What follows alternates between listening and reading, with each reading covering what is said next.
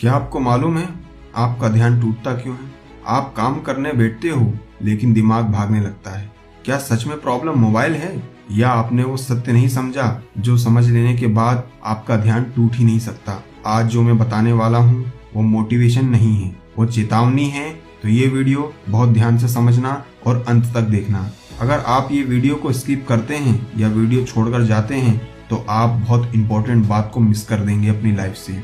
तो अगर ये वीडियो आपके सामने आ गई है तो अपने आप को खुशनसीब समझें, क्योंकि आज मैं आपको वो बात बताने वाला हूँ जो आज तक आपने सुनी और देखी नहीं होगी।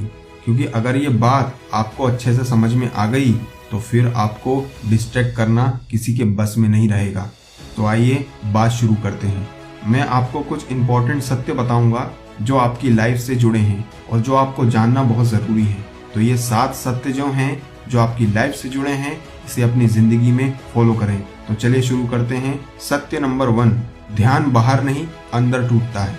लोग कहते हैं मेरे आसपास बहुत डिस्ट्रैक्शन है, लेकिन सत्य ये है दोस्तों, जिसके भीतर स्पष्टता होती है उसका ध्यान भीड़ में भी अडिग रहता है। ध्यान इसलिए नहीं टूटता कि शोर हो रहा है, ध्यान इसलिए नहीं टूटता कि आपके आसपास बहुत ज्यादा लोग हैं, ध्यान इसलिए नहीं टूटता कि आपके आसपास बहुत ज्यादा भीड़ है।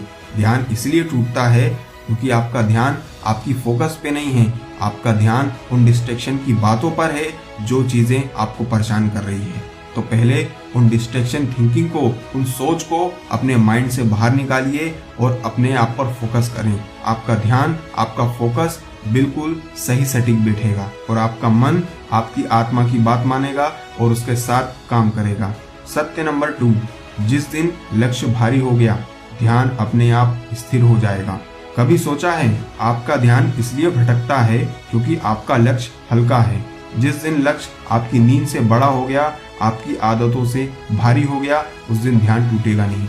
इसलिए अपने लक्ष्य को हल्का मत बनाएं, अपने लक्ष्य को बड़ा बनाएं। अपने लक्ष्य को, अपने टारगेट को इतना बड़ा बनाएं जिससे आप कंसिस्टेंटली उसके ऊपर काम कर सकें। और जब आप कंसिस्टेंटली किसी के ऊपर काम करते हैं तो ये हो ही नहीं सकता कि आपका ध्यान भटक जाए। आपका ध्यान बिल्कुल अडिग रहेगा, एक पर्वत की तरह।